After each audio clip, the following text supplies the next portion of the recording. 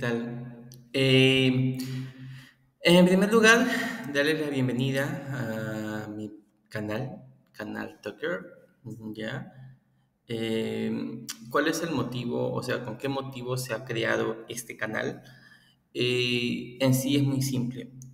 Este canal se está creando con la intención de recordar las lecturas que yo hago, tanto de mis clases, tanto de libros, porque soy muy malo a veces recordando cosas y fechas o temas importantes que en ese momento los tengo.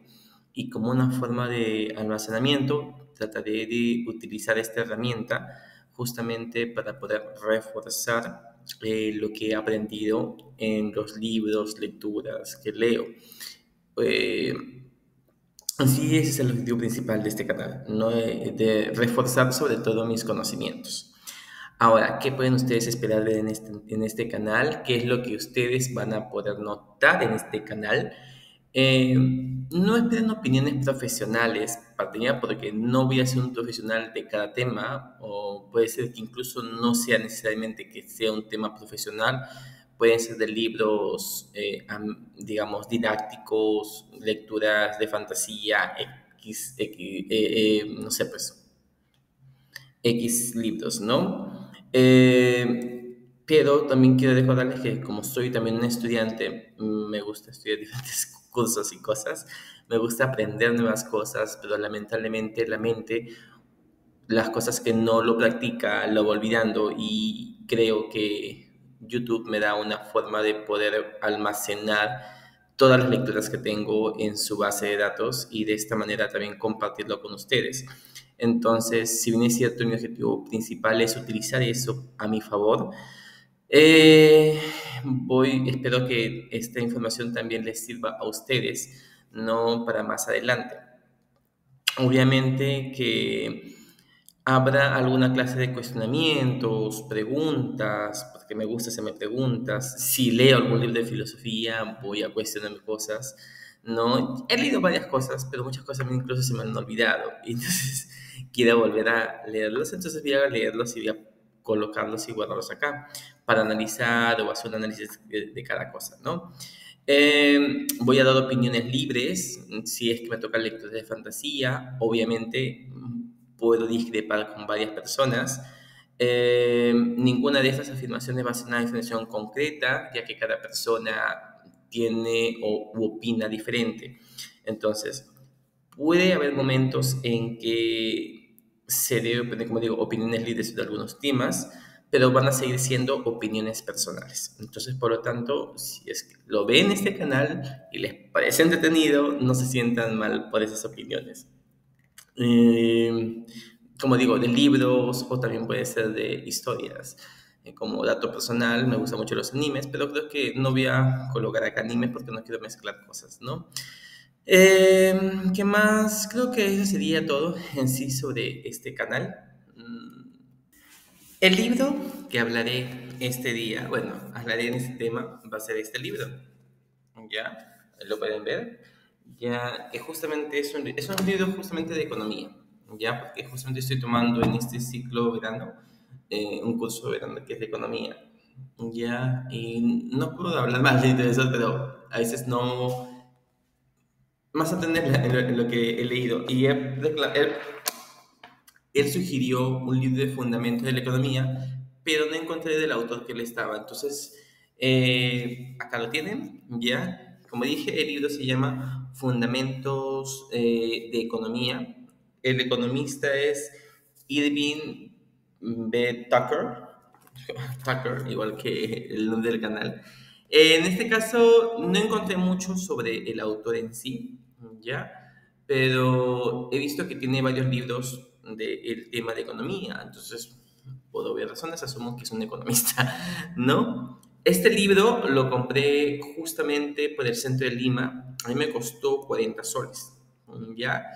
Sin embargo, estoy investigando en cuánto costará por la página web y le encontré que está más o menos entre 284 soles. El mismo libro, si lo compramos por la página ¿cómo se llama este? páginas de ventas de libros por internet.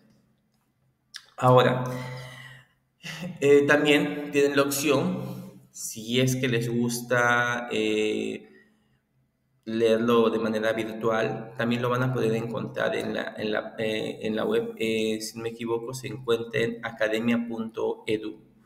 Ya ahí lo pueden descargar completamente gratis. No me sé si está todo el libro porque no he verificado. Creo que tienes que, no sé si tienes que ser premium ahí o creo que lo puedes descargar gratis. Pero ahí es donde lo encontré y encontré un gran avance del libro. ¿Ya? Ahora, ¿por qué compré justamente este libro? Porque como dije, tiene lo básico y más allá de lo básico, si bien es cierto, el libro es del año, esta es la tercera edición del año 2001, ¿ya? Pero en aspectos generales explica bien lo que es los temas, ¿no? Los temas básicos de economía para personas que recién están estudiando. Tiene, si no me equivoco, está contenido está en 5 partes, pero tiene como unos 22 capítulos. 22 capítulos, sí.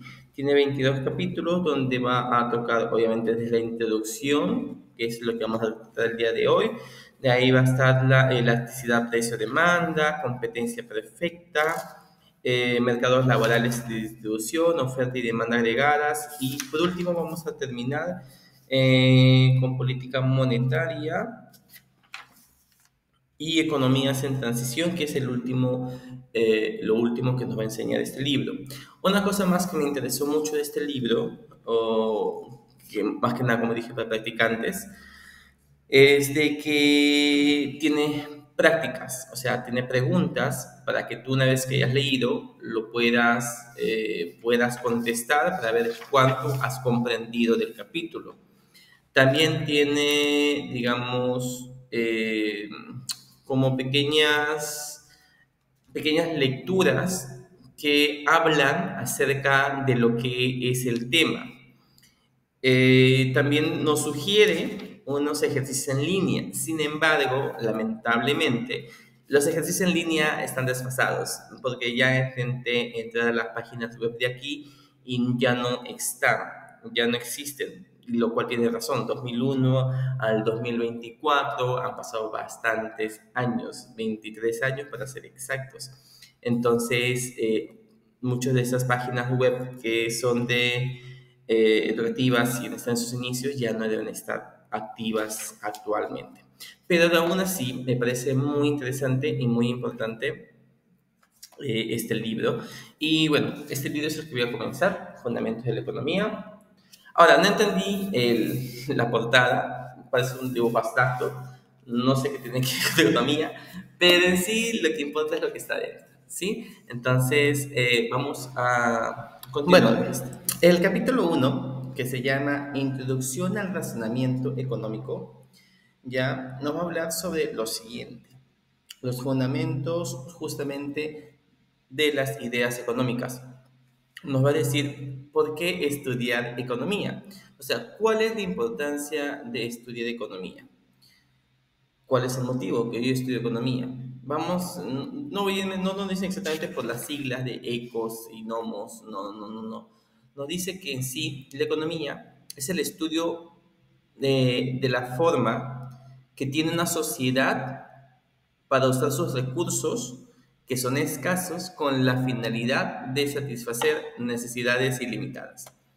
Ese es el motivo por el cual se estudia la economía, ¿no? Y también aquí ya nos saltan dos conceptos muy importantes dentro del campo económico, que es la escasez y obviamente que son los recursos. Dentro de qué es la escasez, bueno, es cuando en sí es cuando no tenemos los suficientes recursos materiales para satisfacer nuestras necesidades. Y es que nuestras necesidades siempre van a ser ilimitadas. ¿Cómo cuáles? Por ejemplo, imagínense ustedes hacer un plato, un lomo saltado. Este lomo saltado necesitas tú ingredientes como con carne, cebolla, tomate. Pero imagínate que no tengas la carne, tienes la cebolla y tienes el tomate, pero no tienes la carne.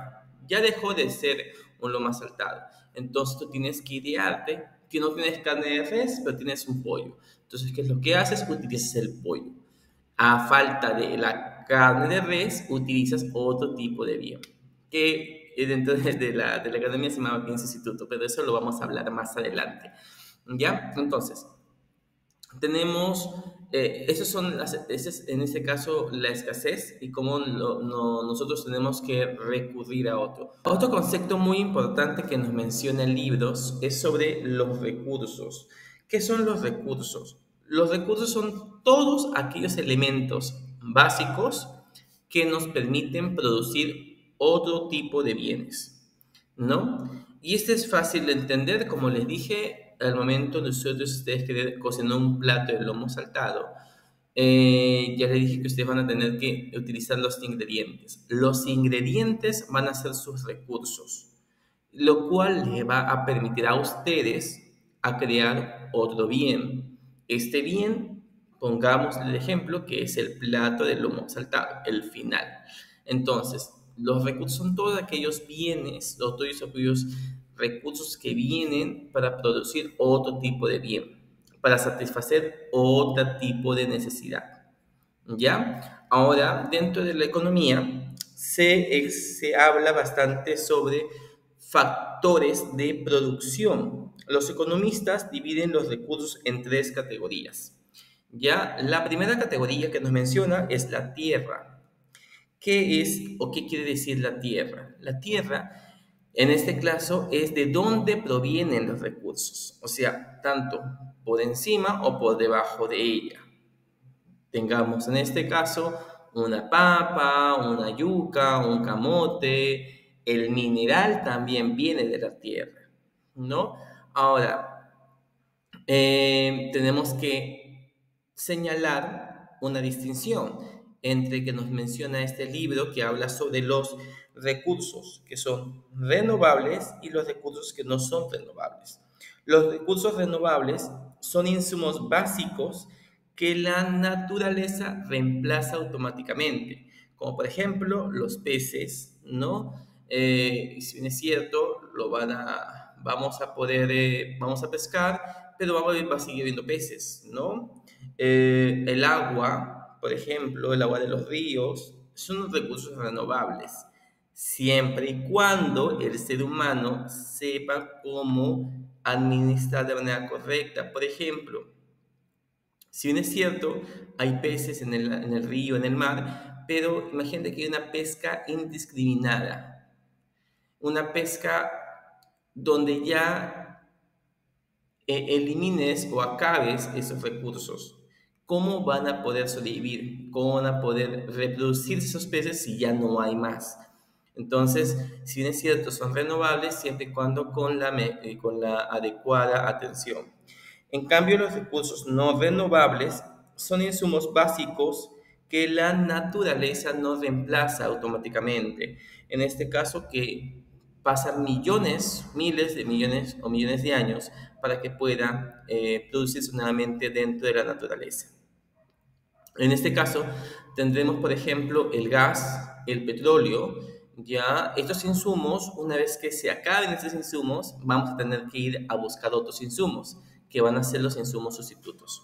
¿Ya? Por eso, por eso de la guerra del petróleo, pues, ¿no? Es un recurso no renovable, Estados Unidos no puede producir más porque no hay en su tierra, tiene que ir a otras tierras para poder justamente sacar el petróleo de ahí y seguir siendo, bueno, manufacturando de esa manera. No es lo que es, pues, ¿no? Igual que el gas. Entonces, es un factor de producción. El otro factor de producción es el trabajo. El trabajo nos dice que es la capacidad física y mental de los trabajadores para producir bienes y servicios. Todos los bienes y servicios. Es decir, obviamente, tú tienes los recursos, ¿no? Pero no significa que solamente con tener los ingredientes el plato va a salir solo. Tienes que cocinar, tienes que picar la cebolla, saltear el tomate, la carne, para que recién salga el plato. A eso se le llama el trabajo.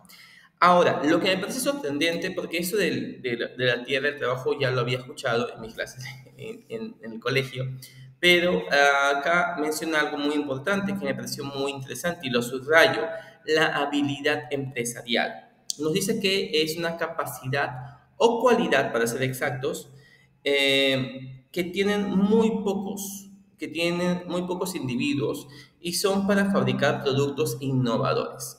Y cito, los empresarios son los agentes de cambio que traen progreso material a la sociedad, ¿no? Entonces, el autor nos está refiriendo que no son solamente los productores que ya, o sea, aran la tierra, producen, sino son los empresarios innovadores, son aquellos que van a hacer que a la sociedad progrese, ¿no? Porque son capaces de crear oportunidades con lo que tienen y lo colocan como un recurso humano y lo colocan como un recurso humano escaso, porque según el autor no todos tenemos esta habilidad empresarial, ¿no? Si me pongo a pensar, bueno, tiene algo de lógica, pero bueno, igual lo señalo porque me pareció muy curioso esto de la habilidad empresarial, que es muy interesante. El último, el tercer factor productivo y el último, en este caso sería el capital. ¿Qué es la capital? La capital es la maquinaria, el equipo y las plantas utilizadas para producir otros bienes. Plantas no del reino vegetal, sino plantas de fábricas. Ya a eso se refiere. Ya en sí nos dice que son todas las herramientas que nos ayudan a producir los bienes que necesitamos, los seres humanos. Como por ejemplo en el anterior, del lomo saltado, si es cierto, picamos, nos hacemos nuestro propio trabajo picando y esto, pero para eso necesitamos un cuchillo, necesitamos una sartén, necesitamos una olla. Entonces, a eso se refiere con la capital. La capital es aquello que nos ayuda, es un bien que nos ayuda a producir otro bien, ¿ya? No es un bien final. Entonces, todas estas herramientas se le llama capital. Y algo que rescato justamente del libro es que nos dice que el dinero no debe considerarse como un capital. Y cito again, ¿no? El dinero no es capital y por lo tanto no es un recurso. El capital financiero no es productivo por sí mismo, solo es un documento que otorga derechos sobre el capital económico. Porque nos dice que como el capital en sí es todo bien, que nos ayuda a producir todo bien, el capital, el dinero, el capital financiero en este caso, el capital económico, el capital financiero no es no nos ayuda a producir otro bien. Es un papel, es una moneda, que si bien es cierto tiene un valor, no un valor monetario, pero recordemos que el dinero, para que tenga un valor, tiene que tener algún refuerzo, alguna clase, eh, como digamos, el papel de por sí, que es en sí el dinero, no tiene valor eh, por sí mismo. Tiene que tener algo que lo comande o que lo resguarde. Para eso existen las bóvedas, ¿no? Que en este caso puede ser el oro u otra clase de recurso. Pero en sí, el dinero como tal no viene a ser como una capital, es como un capital financiero, más no un capital económico. ¿Ya? Porque con un papel, con el dinero no vamos a cortar, por ejemplo, nuestra cebolla, nuestro tomate. Es muy importante, pero no lo menciono como un capital. Hay que tener muy en cuenta eso. ¿Ya? Después de esto, en el capítulo, vamos a ver unas diferencias también sobre la macroeconomía y la microeconomía. Sobre la macroeconomía, lo primero que se encarga es el estudio de la economía en un sentido global, ya de la toma de decisiones económicas como un todo en grado mayor, que afecta a diversas clases de países. En este caso nos da ejemplos como la inflación, el desempleo, el crecimiento de la economía, la oferta de dinero de ingreso nacional. De eso se encarga el estudio de la macroeconomía. La rama de la microeconomía se encarga y estudia las tomas de decisiones de un individuo, familia, empresa, industria o nivel de gobierno. Es decir, todas las decisiones económicas que toma vendedor de bodega, el gerente de Saga Falabella, ¿no? Para ampliar, no sé, una tienda más. Esa es microeconomía. Ahora, cada uno estudia de manera diferente, pero están relacionadas en sí, tanto la macroeconomía como la microeconomía. Y nos dice que debido a que la economía global es la suma o agregado de sus partes, los cambios micros afectan a la economía macro y los cambios macro producen cambios en la micro. Están interrelacionadas, lo que afecta tanto en la inflación, lo que pueda producir, por ejemplo, una guerra en un país lejano, que nosotros decimos eso no nos afecta en nada, indirectamente sí nos va a afectar, porque con esto de la globalización estamos interconectados y hacemos exportaciones que pueden bajar sus ventas justamente por el motivo de la guerra o pueden subir, y esto ayuda a que se generen nuevas ofertas dentro del país, y dentro del país esto va a que suba o baje, ¿no? La tasa de interés, las inflaciones, y de alguna manera altere a las pequeñas, medianas o grandes empresas que hay en ese país, afectando de manera micro. Tanto lo micro como lo macro están relacionados. Eso hay que tenerlo siempre, siempre en claro. Otro concepto, me cansé, otro concepto que nos habla, quiero hacerlo rápido porque no quiero extenderlo mucho, es sobre la metodología de la economía, el cual comienza justamente con la identificación del problema, después de desarrollar un modelo basado en supuestos simplificados y reunir datos y probar el modelo. Y nos explica exactamente qué es el desarrollo del modelo. ¿Qué entendemos nosotros con qué es un modelo? Un modelo nos dice que es una descripción simplificada de la realidad, ya que se utiliza para poder justamente entender, predecir una relación entre variables, ¿no? Y anticipar aquellos resultados o cambios que puedan llevarse a cabo en el futuro. En pocas palabras, la idea es tomar sus precauciones, ¿no? Haciendo un modelo. ¿Qué es un modelo? Tengámoslo en cuenta, por ejemplo, como si fuese un mapa. Es más, y aquí nos hace una pequeña descripción, pueden verlo, ¿no? En el capítulo 9, una descripción de un modelo. Acá nos habla sobre un mapa, el mapa de París, ¿no? Que en sentido abstracto nos enseña las avenidas, las plazas, pero no es una vista real de esto, sino es una idea, cómo puede llegar. Entonces, un modelo económico es lo mismo. Se toman supuestos, imagínense, en vez de que sea un croquis, imagínense que un modelo es como una tabla donde van a colocar variables, ¿no? Precios, no sé, pues la tasa de interés de un país, y van a ver cuánto puede, según cómo ha ido desarrollándose, ¿no? Puede ir a desarrollarse a futuro. Predecir cómo puede llegar a afectar eso en la economía, ¿no? En tanto altas y bajas. Por eso se habla mucho de pronósticos dentro de la economía. Y con eso se reúnen datos y modelos para crear estrategias que puedan combatir si es que hay algo que pueda alterar de alguna manera la economía del país. Ahora, en el siguiente capítulo, en el capítulo 10, vamos a hablar sobre dos interesantes conceptos. Sobre el concepto del ceteris paribus y sobre evitar confundir asociación con causalidad. ¿Qué significa ceteris paribus?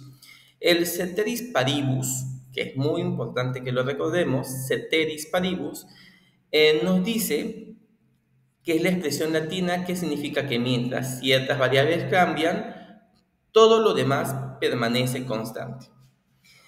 Ya, este concepto lo vamos a ver mucho en este libro. Ya, yo estoy en el capítulo ya 7, ya, y sí, nos menciona cada rato. Sobre todo, por ejemplo, cuando vamos a estudiar demanda y oferta. ¿Por qué? Porque nos habla sobre dos variables, mientras que todo lo demás, si bien es cierto, sabemos que dentro de la economía, por ejemplo, cuando queremos vender un producto, tenemos que analizar cosas como gustos, preferencias, no contexto, ¿no? pero hay dos cosas que pueden estar familiarizadas, eliminando eso, ¿no? Por ejemplo, que es el precio y la demanda. El precio de un producto puede hacer que una persona compre ese producto mucho más o mucho menos. Por ejemplo, si es un producto que está muy caro, por ejemplo, este libro me lo voy a comprar a 284 soles. Obviamente que no va a haber muchas personas que lo compren, entonces su demanda va a ser un poquito menor. Pero si lo bajo, por ejemplo, a 50 soles, su demanda o la cantidad de precios va a subir. A eso se refiere el ceteris paribus. Dos variables únicos son los únicos que cambian, pero lo demás se mantiene constante, como las preferencias, los gustos, la misma cantidad de población, todo eso se va a mantener de la misma manera. Y ahora con el ceteris paribus nos habla sobre la diferenciación entre asociación y causalidad. Obviamente, lo primero, por ejemplo, nos recuerda que la causalidad es de que una cosa produce otra, como causa y efecto. Mientras que la asociación no es de esa manera. La asociación puede ser que solamente haya ocurrido por motivos del azar, pero no necesariamente es que así suceda siempre.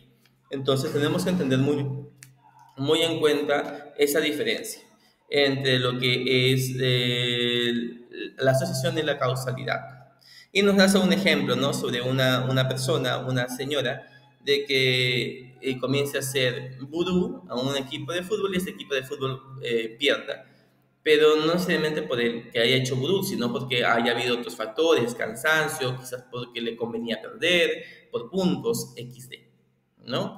Entonces tenemos que tener muy en cuenta esas cositas sobre la asociación.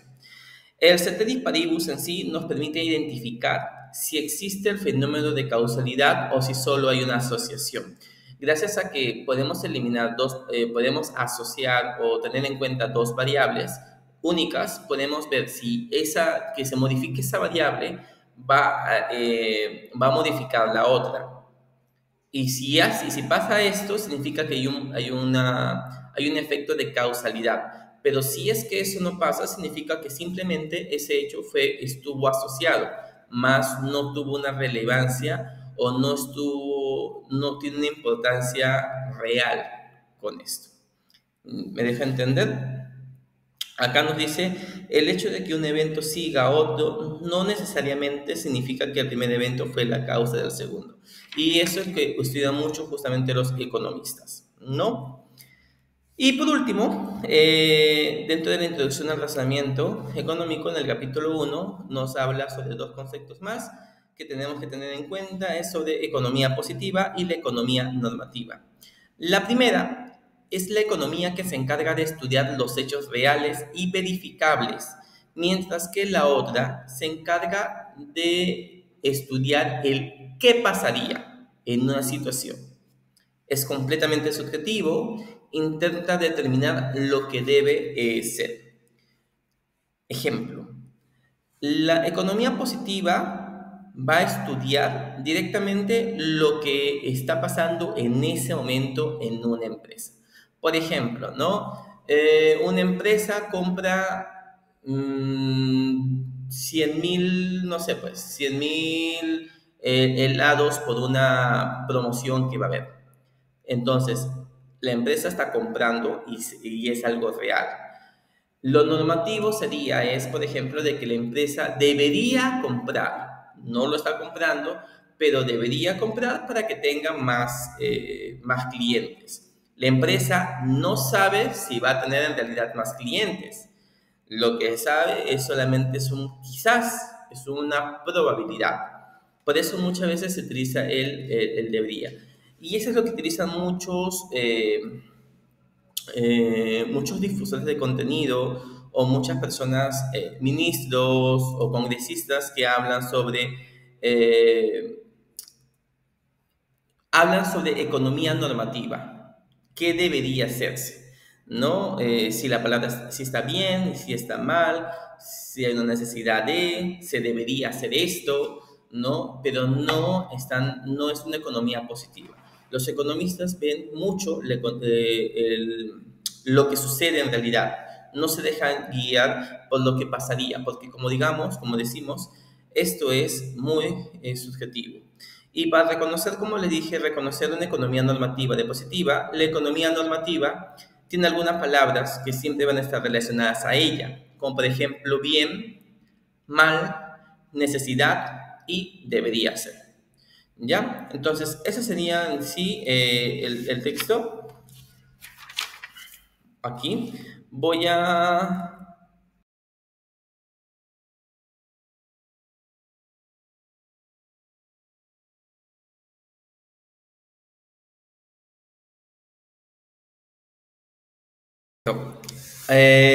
vamos a continuar entonces ahora, ya hemos terminado lo que es el capítulo, el primer capítulo de este libro, Fundamentos de la Economía. Ahora vamos a hacer un pequeño resumen de las palabras importantes que nos tiene este libro. Por ejemplo, tenemos el de capital. ¿Dónde estás? Acá. Capital, ¿no? Ya sabemos en este caso el capital que es, ¿no? Es un factor de producción con la cual es un recurso, un bien que nos permite hacer otro bien. ¿Cuáles son los otros factores de producción? Tenemos la tierra y el trabajo. El ceteris paribus, pongámosle como si es un principio donde dos variables cambian, mientras que todo lo demás se mantiene constante. Macroeconomía y microeconomía. Ya sabemos que son dos estudios económicos, dos estudios de la economía, que estudian la economía de manera global y la otra de manera mucho más pequeña, particular, individual.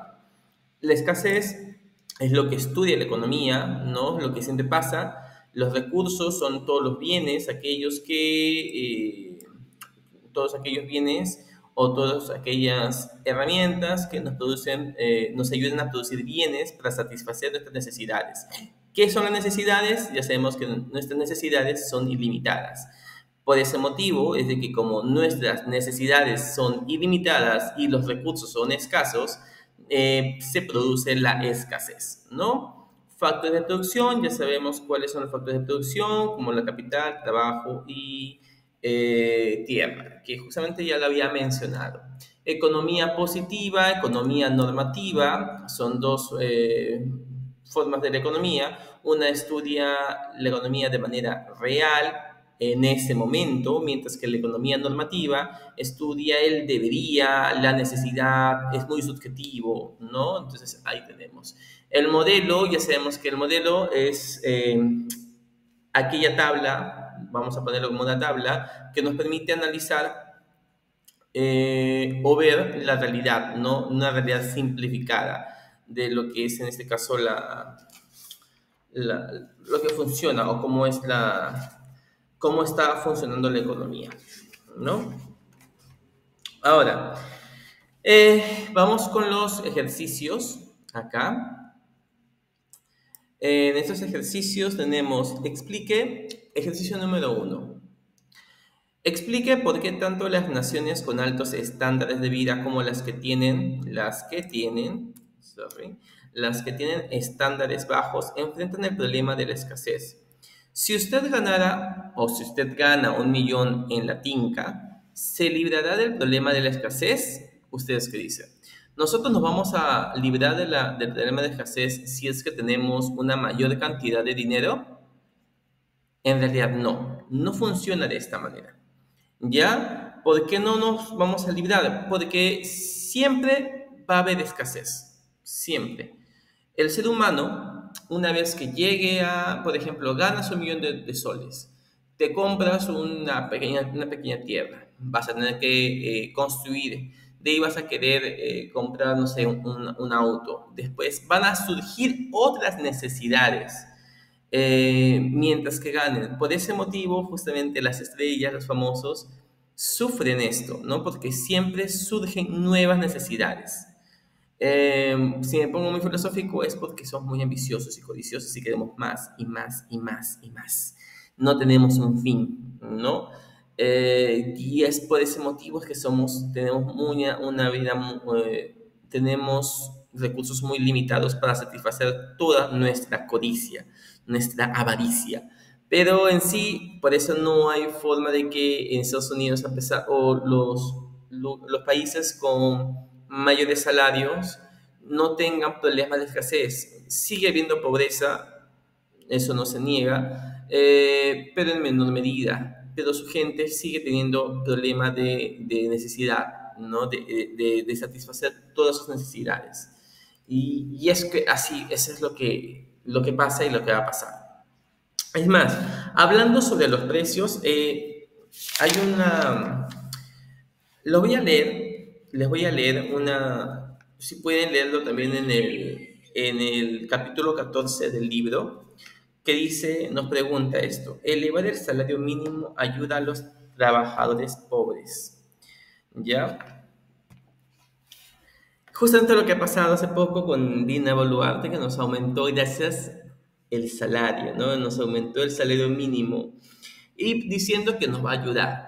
Veamos qué nos dice este libro, ¿no? En 1938, el Congreso de Estados Unidos aprobó la Ley de Estándares para el Trabajo Justo, comúnmente conocida como la Ley del Salario Mínimo. Hoy día, el salario mínimo para un trabajador que labora a tiempo completo sigue siendo completamente bajo. Una propuesta para ayudar a que los trabajadores pobres ganen un salario que les permita vivir decorosamente consiste en elevar el salario mínimo. El dilema para el Congreso es que un salario mínimo más alto para los empleados iría en detrimento de los trabajadores no calificados. Los opositores al aumento salarial pronostican que el incremento del costo del trabajo ocasionado por un aumento importante al salario mínimo pondría en riesgo cientos de miles de trabajos no calificados. Por ejemplo, los patrones pueden optar por comprar más capital y menos mano de obra. El temor a la pérdida de tantos empleados obliga al Congreso a llevar a cabo un difícil acto de equilibrio que asegure que el incremento al salario mínimo sea suficiente para ayudar a los trabajadores pobres, pero no tan gravoso como para amenazar el empleo. Algunos políticos argumentan que elevar el salario mínimo es una forma de ayudar a los trabajadores pobres, no tiene costo para los contribuyentes. Otros creen que el costo está escondido en la inflación y la pérdida de oportunidades de empleo para trabajadores marginales como adolescentes, ancianos y minorías. Otro problema con el aumento en el salario mínimo para ayudar a los trabajadores pobres es que los estudios muestran que el salario mínimo no sirve para redistribuir la riqueza. Solo un pequeño porcentaje de los trabajadores que perciben el salario mínimo laboran tiempo completo y su ingreso familiar está por debajo de la línea de pobreza. Esto significa que la mayoría de los aumentos al salario mínimo benefician a trabajadores que no son pobres. Por ejemplo, muchos empleados que ganan el salario mínimo son estudiantes que viven con sus familias o trabajadores cuyos cónyuges perciben un ingreso mucho más alto. Algunos economistas argumentan que si desea ayudar a los trabajadores pobres, el gobierno debe concentrarse solo en aquellos que lo necesitan en vez de aplicar el método generalizado de elevar el salario mínimo. Ahí lo voy a dejar porque lo más es más o menos algunas pros y contras, ¿no? Sobre el aumento del salario mínimo. Y es interesante que lo mencione esto un libro editado del 2001, porque es algo que siempre funciona y siempre lo hacen acá en Perú. Hay pobreza, los precios suben, dicen por motivo de la inflación, que también vamos a ver más adelante con este libro porque lo habla muy detallado, y dicen hay que subir el sueldo, el salario mínimo. Se sube el salario mínimo, pero ¿cómo creen que las empresas van a pagar eso? Una empresa se constituye con el fin de obtener ganancias. Si esta empresa genera pérdidas, ya deja de tener un valor o utilidad. Entonces, si tú me pides que yo pague a todos mis empleados, les suba 100 soles más, o bien reduzco el personal, lo cual no beneficia, o incremento el costo de mi materia, de mis productos. ¿Y quién lo va quién lo va a pagar eso? ¿Acaso lo paga el Congreso? No, lo pagan los mismos contribuyentes. lo pagan las mismas personas a las cuales supuestamente le estás beneficiando con el aumento del salario mínimo. Ya, a lo que quiero llegar es que no solamente una empresa va a subir sus productos, sino todas las empresas van a subir sus productos. Entonces, el aumento que nos dio Dina de 130 soles o de 105 soles, en realidad sale perjudicándonos, porque todas las empresas aumentan y todas esas cosas van a subir. Entonces, nuestro mercado, nuestra bolsa de mercado básica, va a ser menor que lo que era antes con el salario anterior. Entonces, y teniendo en cuenta de que hay algunas empresas que quizás han reducido personal, hay unas empresas que quizás hagan recorte de otras cosas, o como dice el libro, comiencen a utilizar capital, comprar más capital, es decir, más objetos o herramientas que faciliten o simplemente reemplacen a la mano de obra. Otra cosa que también hace es que estas personas, como nos dice también esta lectura, es que no todos están en una planilla. Y entonces, ¿quiénes se van afectados también? Son personas que en este caso son muy jóvenes o los desempleados o las personas que están trabajando, por ejemplo, de manera individual, vendiendo en el mercado. Estas personas que no pertenecen a una empresa, no están con planilla, son independientes, ellos se ven más afectados por estas cosas. Negra, ya. Ya, negra. Disculpe. Mi perrita se pone nerviosa cuando está escuchando otros ladrar. En ese sentido, como dije, no esto del aumento del salario mínimo solamente es una patita de ahogado que no sirvió de nada y no sirve de nada. En todo caso, lo que podrían hacer es reducir los impuestos para que de esta manera los productos bajen. Pero ya es algo que los economistas podrían evaluar. Y no solamente eso, sino el Congreso como tal. Pero el Congreso, como ustedes saben, más trabaja para sus propios intereses que para el interés del pueblo, ¿no? Como dije, el egoísmo es algo que está ahí latente. Pero no voy a ponerme a cuestionar esas cosas, solamente quería rescatarlo porque me pareció muy interesante este texto, mucho más ahora que antes, ¿no? Vamos a seguir con los ejercicios. En este caso, ¿cuál de los siguientes son asuntos microeconómicos? Acá nos da tres opciones. ¿Cómo influirá un aumento del precio de la Coca-Cola en la cantidad de Pepsi-Cola vendida? ¿Qué causa? A mí me parece súper gracioso esto. ¿Qué causará que disminuya la tasa de inflación de una nación? ¿Cómo afecta una cuota a las importaciones textiles de esta industria? Ya sabemos que son asuntos microeconómicos, ¿no? Asuntos. Los asuntos microeconómicos son cuando tienen que ver con cosas individuales de empresas, no de países, no de país a país, no de manera global, sino de empresa a empresa, micro, mediano, grande empresa. A ver, ¿qué causará que disminuya la tasa de inflación de una nación? Estás metiendo ya a una nación. Entonces, al meter a una nación, ya dejó de ser microeconómico. ¿Cómo afecta una cuota en las importaciones? Importaciones y exportaciones. Toda importación o exportación también tiene que ver con lo que tienes, en este caso, empresas nación a nación, país a país. Si uno sube la tasa de interés, va a afectar a otro país y esto de acá se afecta de manera global. Por lo tanto, sería macroeconomía. Entonces, lo único que nos queda es cómo influirá un aumento del precio de la Coca-Cola en la cantidad de Pepsi-Cola vendida. Y este sería, porque sabemos que la Coca-Cola, ¿no? La Coca-Cola como la Pepsi-Cola son empresas. Y si solamente, no dice, y solamente afectan a las empresas, Coca-Cola con Pepsi, cosa que está ocurriendo también ahora, ¿no? Obviamente aumentará. Si aumenta el precio de la Coca-Cola, y acá vamos a utilizar el ceteris paribus, si aumenta el precio de la Coca-Cola, ¿qué significa? Que la demanda o los compradores van a comprar menos, porque quizás no les alcanza el dinero. Entonces, lo que van a buscar es un bien sustituto, que en este caso sería la Pepsi-Cola. La Pepsi-Cola subiría la cantidad de Pepsis vendidas y el de Coca-Cola va a disminuir, ¿no? Si es que sube el precio. ¿Ya? Entonces, aquí sería la número A.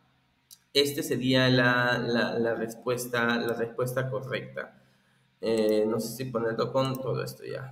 Todo esto. La número A. ¿Ya? Y algo curioso con esto es que es algo que está pasando actualmente, pero ya no solamente por el hecho de los precios.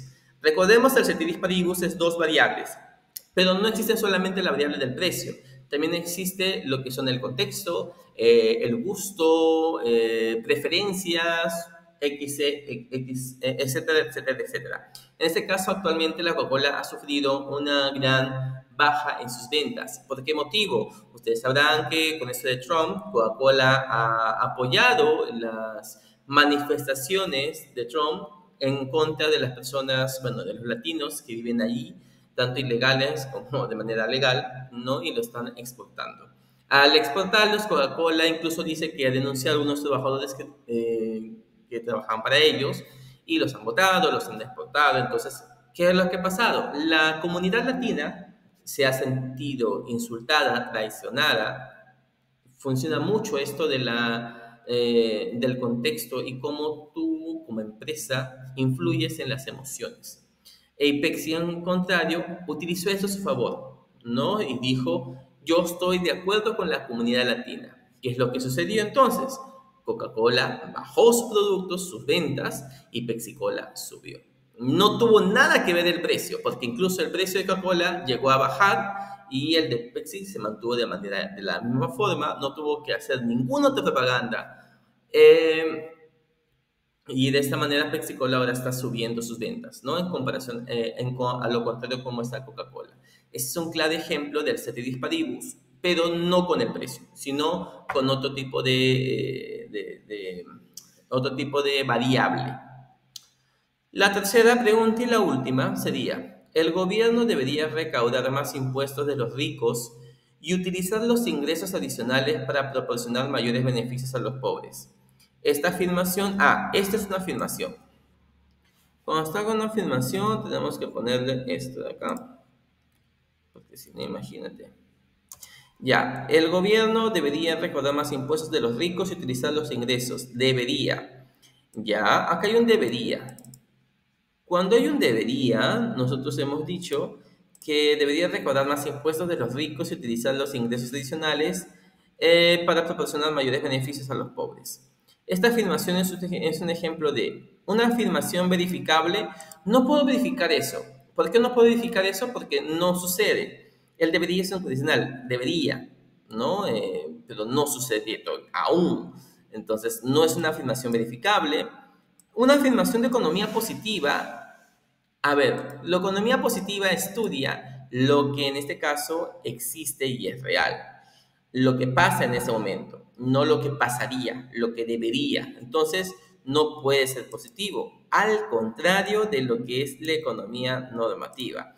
La economía normativa, sí, en este caso, pues estudia lo que podría ser, lo que debería hacerse, no mucho lo que se utiliza dentro de la política, ¿no? Se debería de hacer una mejora económica, se debería subir los precios, se debería hacer una exportación, se debería.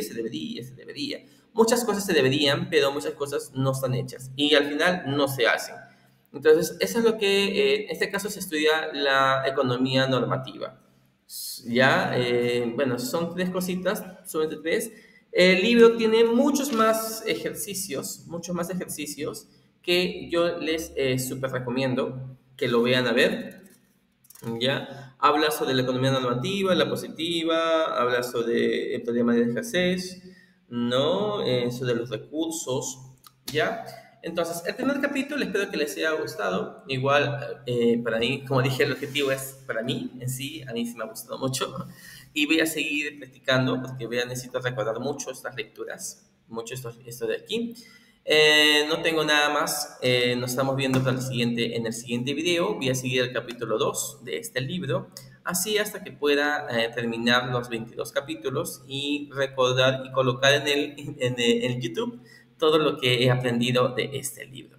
Espero que también de alguna manera les sirva. Si les gusta igual, no me molestaría si me dan un like, si les gusta, ¿no? Y si quieren compartirlo o dejarlo para ustedes, no tampoco tengo problema. Como digo, el objetivo principal es más que nada personal, ¿ya? Entonces sería todo por mi parte. Yo les doy un super beso, un super abrazo. Hasta la próxima. Chao.